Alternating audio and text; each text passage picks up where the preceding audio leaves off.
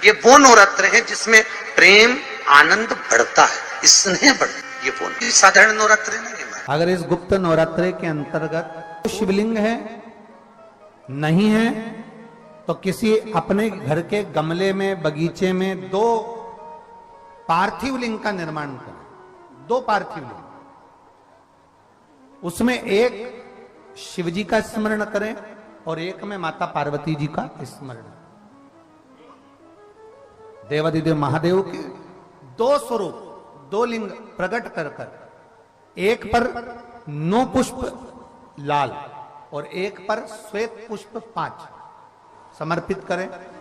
बाबा की आराधना करें, घी का दीप लगाएं, पूजन करें और बाद में उन शिवलिंग को और उन पुष्पों को विसर्जन करें। किसी भी नदी में, तालाब में, बावड़ी में, अगर वहां नहीं विसर्जन कर सकते हैं तो किसी वृक्ष के नीचे उनका विसर्जन कर दे। ये वो नवरात्र है जिसमें प्रेम आनंद बढ़ता है, स्नेह बढ़ता है। ये वो साधारण नवरात्र नहीं है। भाई भाई में अगर द्वेष हो रहा है, विवाद चल रहा है, अदालत में बात चल रही है, कोई समझौता नहीं हो रहा, एक दूसरे से बातचीत बंद है, करो नवरात्र। यही गुप्त नवरात्र धारण करो। 9 दिन कुछ भी आप बाबा को पुष्प समर्पित करो। फूल लगता क्या है, कोई यहाँ लिखा तो आनंद रामायण में ये थोड़ी लिखा कि एक सोने की अंगूठी समर्पित करो। उन्होंने तो लिखा पुष्प। माता जानकी जी ने वाल्मीकि बाबा से पूछा, गुरुदेव एक बात पूछना चाहते हैं। बोलिए क्या है? बात ये पूछना चाहते हैं गुरुदेव, मेरे प्रभु को देखे हुए बहुत समय हो गया। मेरे बच्चे भी मेरे पति को, मेरे प्रभु को नहीं देख पाए। गुरुदेव अगर कोई पूजन ऐसी होती हो जिस पूजन से मेरा पति का मुझे दर्शन हो जाए या मेरा पति मुझे मिल जाए, एक बार उनका दीदार हो जाए, जो मुझे देखे नहीं है बहुत दिनों से, ना मैंने उनको देखा है, एक बार दीदार हो जाए, एक बार वापस मिलन हो जाए।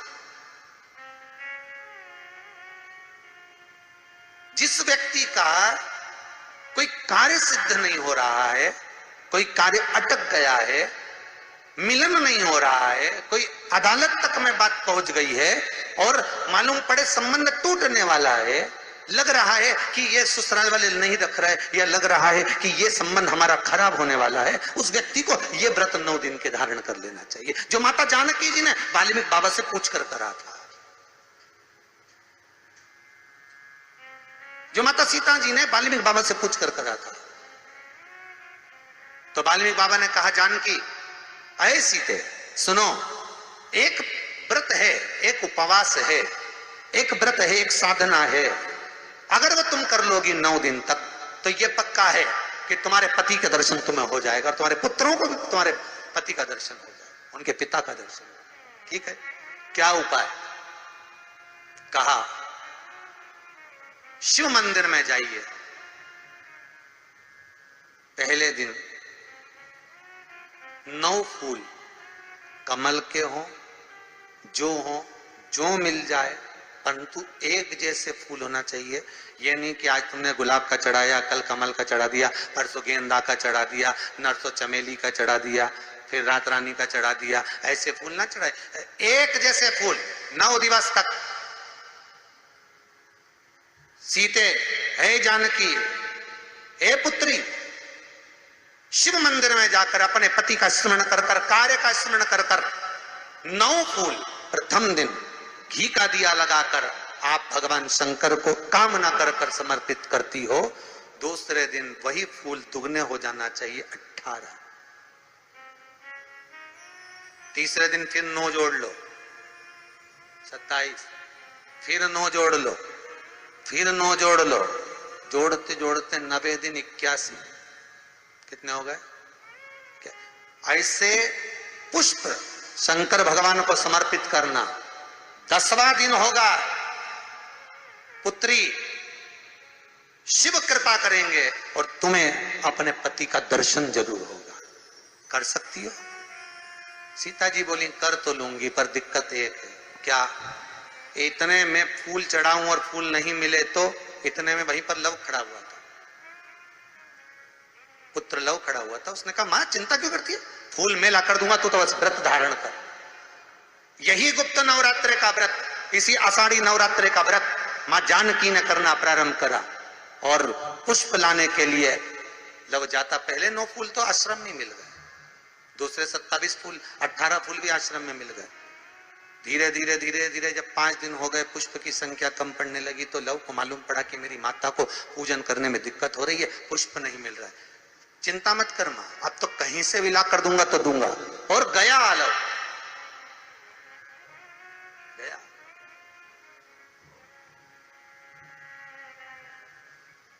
अयोध्या में पहुंच गए, जहां एक सुंदर सा सरोवर था। सरोवर के दरवाजे पर द्वारपाल खड़े हुए थे, अंदर नहीं जाने दिया। मुझे जाने दो, मुझे पुष्प चाहिए, मेरी माता पूजन कर रही। द्वारपालों ने पकड़ना चाहा, मना करा, नहीं माना। लव इनको पटक कर अंदर प्रवेश कर गया, फूल लेकर आया, माता को दिया। धीरे धीरे पुष्प आते रहे, चलता रहा।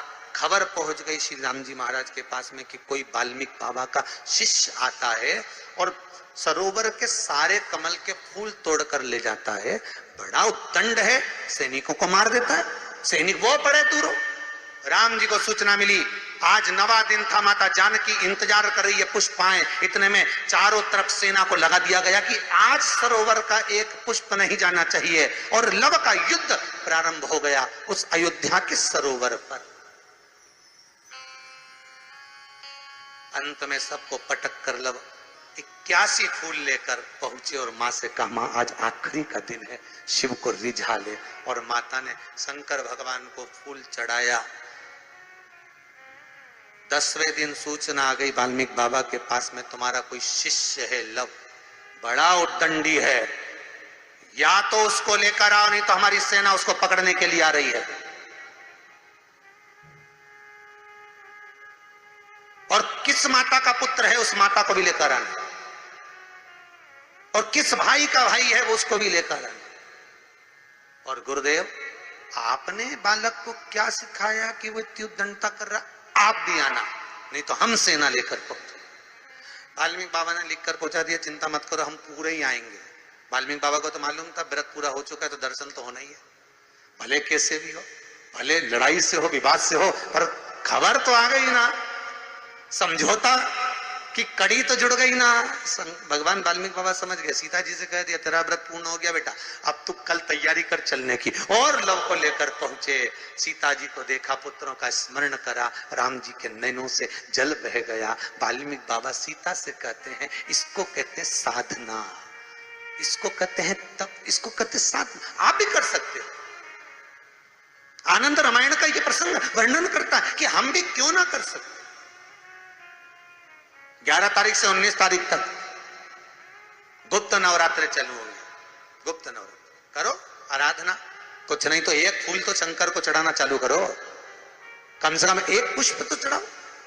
जिसको लगता है कि मेरे परिवार में कोई दूसरा व्यक्ति हस्तक्षेप कर रहा है, या मेरा पति किसी पर नारी के साथ में रह रहा है, या नारी किसी पर पुरुष के साथ में रह रही है, तो माखन थोड़ा सा प्रतिदिन मां जगत जननी के मंदिर में अवश्य समर्पित करें। 9 दिन तक समर्पित करोगे, कैसा भी दोष होगा, कैसे भी ग्रह होंगे, वो सब हट जाएंगे और जीव आपका हो।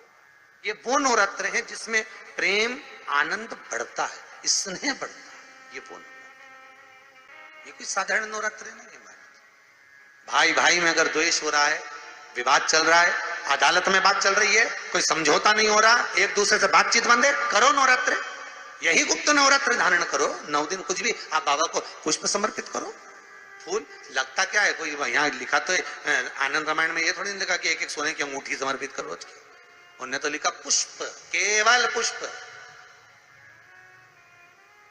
केवल पुष्प, इससे ज्यादा कुछ नहीं। भगवान को दीजिए। कोई कामना है आपकी नहीं हो रही,